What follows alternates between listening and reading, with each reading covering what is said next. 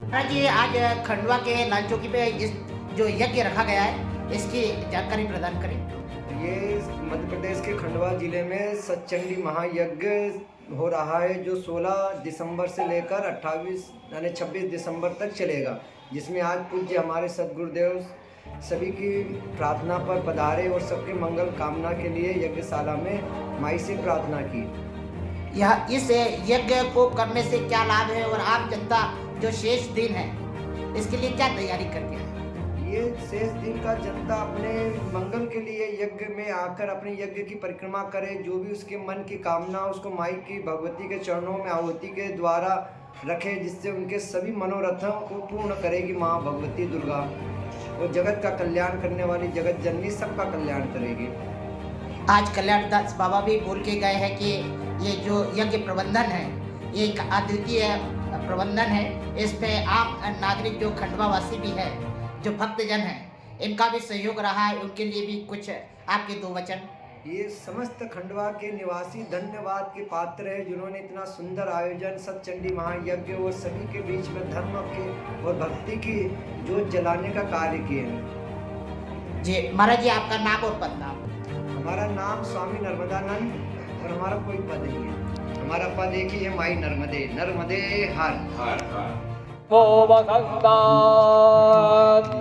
सतंत इंद्रो अग्नि साविता बृहस्पति सदायुषा अभिषा हर्षवेना ओम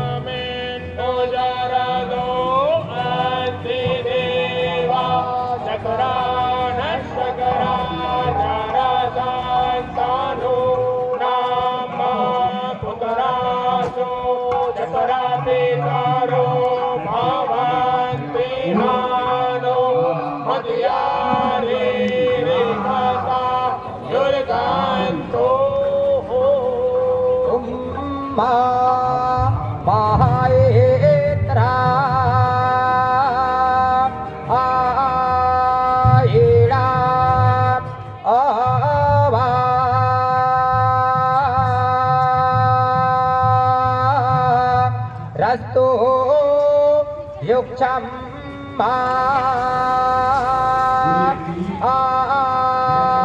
इतरा स्या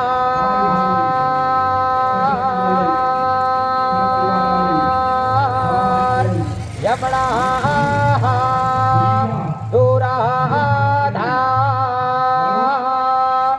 आर्षा वरौ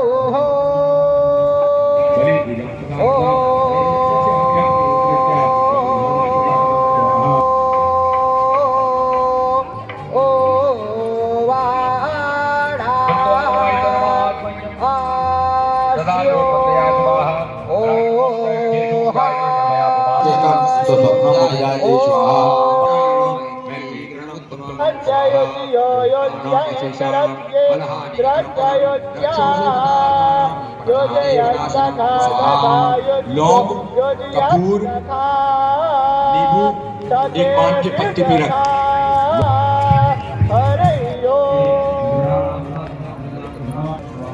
आदरणीय, आज आपके यहाँ प्रोग्राम चल रहा है, इसके विषय में बताइए। कुंज यज्ञ है, सतचंडी महायज्ञ, और आज इसका 5वां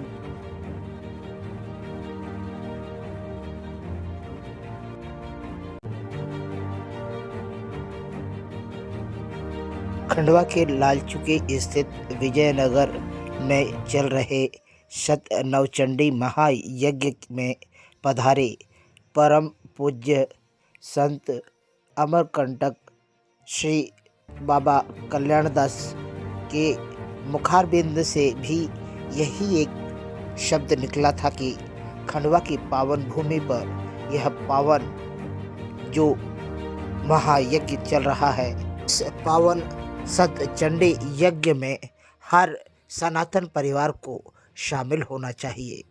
खंडवा के लालचौकी स्थित विजयनगर में चल रहे इस सतचंडी यज्ञ में खासियत भी यही है कि यहाँ पर जहाँ पर धर्मावलंबियों की कतार लगी हुई है, जिन्हें जानकारी है, जो जागृत है, वह वहाँ पर पहुँच रहे हैं। और साथ में सबसे बड़ी विशेषता है कि कथा का भी आयोजन किया गया है।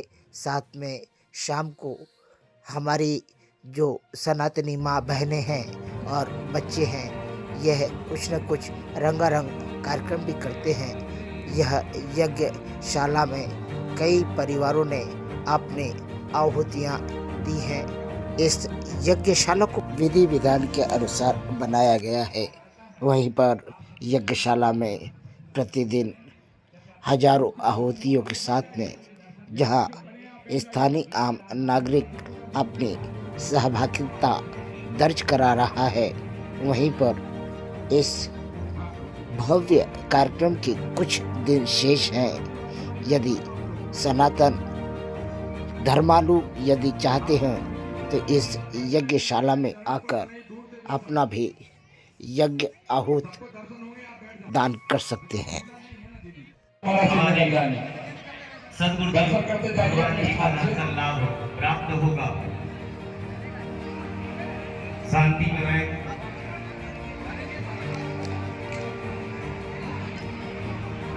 बोलिए नर्मदा मैया की, जगद्गुरु चंद्रदेव भगवान की, परम तपस्वी स्वामी श्री कल्याण दास जी महाराज की, परम पूज्य स्वामी शरण श्री नर्मदानंद जी महाराज की।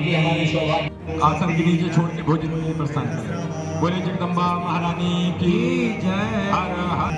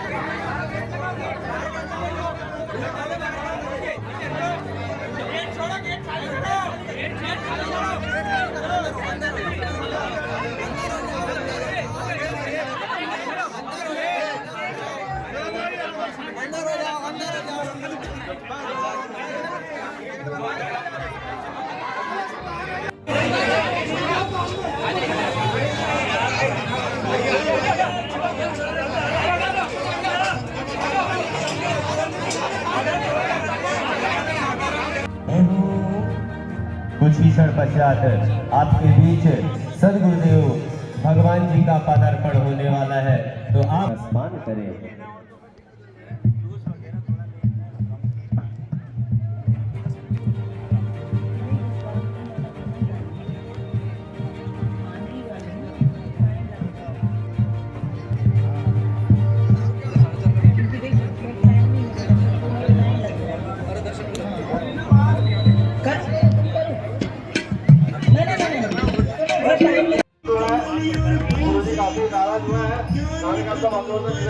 व्यवस्था को सही करने के लिए आप अपना योगदान दें। आपकी उपस्थिति व्यवस्था बनाने के लिए है, जब सहयोग प्रदान करें और व्यवस्था में सबको आनंद पूर्वक गुरु जी के दर्शन का लाभ।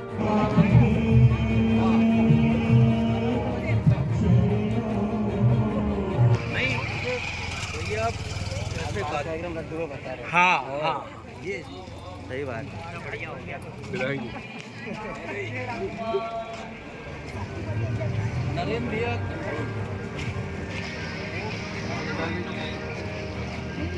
वो निकल जाए। फटाफट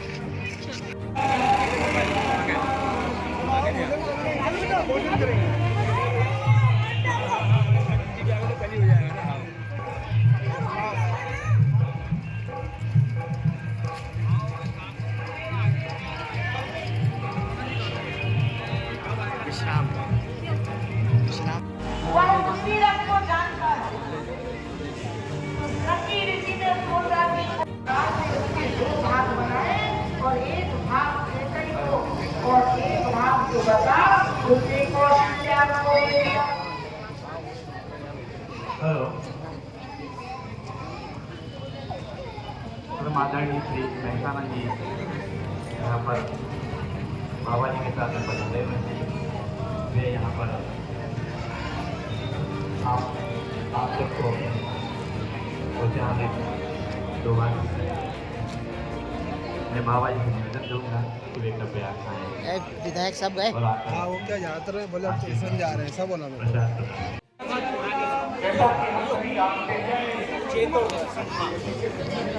यह मालक प्राप्त हुआ है 84 लाख योनि की तकलीफ के बाद यह प्राप्त हुआ है और यह मानव का मस्तिष्क ही कहता है जो कि नीर और शीत का विवेक कर सकता है। क्या करना चाहिए क्या नहीं करना, अच्छाई क्या है बुराई क्या है और प्राप्त होता है। और जब संत आते हैं हम सभी जानते हैं नवधा भक्ति में अपन भगत दर्शन का दूसरी रति कथा अवश्य हम सबको प्राप्त होता है। हम सबके सभी लोग बैठे रहेंगे, कोई अपने शांति सामा शांतिरेधि यतो यतः शामीहसे ततो नो अभयं कुरु सन्नः स्कुरु प्रजाभ्यो भयन्नः पाशुभ्यः। सभी यथा स्थान पर विराजमान हो जाएं। सभी को गुरुदेव भगवान का आशीर्वाद प्राप्त होगा। सभी व्यवस्थाओं को बनाए रखें। स्वागत है गुरुदेव आपका स्वागत है, स्वागत है गुरुदेव आपका स्वागत है। कहता है जहाँ का वातावरण बड़ा शुद्ध होता है और जहाँ पे घृत आदि के द्वारा आहुति दी जाती है वहाँ पे कभी भी प्रदूषण नहीं होता है, कभी भी गलत जो है भावनाएं लोगों के मन में नहीं पैदा होती हैं। आप लोग यहाँ पर आकर के जब यज्ञ के इस क्षेत्र में प्रवेश करते हैं तो यज्ञ के उस दिव्य वातावरण में, उपासना के उस दिव्य वातावरण में आप लोगों का मन जो है बड़ा प्रफुल्लित होकर के भगवत चर्चा की ओर ही आकर्षित होता है। ये यज्ञ का फल है। बहुत सुंदर कार्य आप लोगों ने किया है, आप धन्यवाद के पात्र हैं। हमें देख करके हमें समय तो नहीं था, हमारे जो है नर्मदानंद जी सवेरे से वहीं बैठ गए और 2-3 दिन से यहाँ के लोग भी लगे थे। अभी हम लोगों का एक आश्रम जो है नर्मदा जी के उत्तर दक्षिण तट पर ओंकारेश्वर से बिल्कुल नज़दीक में ही बन रहा है, उसको देखने के लिए हम आए थे। तो अभी हमको रात्रि को ही जो है इंदौर से सवेरे जो है जल्दी दिल्ली और भुवनेश्वर जाना है, जगन्नाथपुरी। तो ये लोग बहुत आग्रह किए, फिर हम लोग सब यहाँ आए। पर हमें बहुत अच्छा लगा आकर के कि इस अच्छे वातावरण में अगर नहीं आते तो हम भी जो है इस दिव्य वातावरण से कुछ अधूरे रह जाते। हमें बड़ी प्रसन्नता है। हमारी क्या नाम है आपका? शिवकांति। शिव और कांति दो बड़ी विलक्षण चीज़ें। शिव होता है कल्याण स्वरूप, कांति होती है उसका आभा। तो ये दिव्य राम कथा के माध्यम से आप लोगों को भगवत चर्चा का प्रसाद साधन करवा रही हैं पंडित लोग। वेद मंत्रों के माध्यम से स्वाहादि शब्द के उच्चारण से चारों तरफ के वातावरण को पवित्र कर रहे हैं। एक सात्विक परिवेश वहां पे निर्मित हो रहा है। यह इस बस्ती के लिए बड़ी उपलब्धि है। मैं माँ पराम्बा भगवती से प्रार्थना करता हूँ, इस यज्ञ के माध्यम से आप सबको सद्बुद्धि दें। असतो माँ सद्गमय, तमसो माँ ज्योतिर्गमय, मृत्योर्मा अमृतंगमय। एक अच्छा वातावरण निर्मित हो रहे, असत्य से हम सत्य की ओर चलें, अंधकार से हम प्रकाश की ओर चलें, अविद्या से हम विद्या की ओर चलें और हम अंत में अमृतोत्मा, हम अमर तत्व को प्राप्त करने के लिए करें, ये हम माँ से प्रार्थना करते हैं। तो बड़ा सुंदर वातावरण था। अभी हमको इंदौर जाना है, वहाँ पहुँचना है, सवेरे ही हमारा फिर दिल्ली के लिए जाना है। कार्य की व्यस्तता थी, तो भी आप लोगों का प्रेम, आप लोगों का स्नेह और हमारे नर्मदानंद का परिश्रम, पहले मैं सुनता था ये यज्ञ करते हैं, पर आज देख करके हमें अच्छा लगा।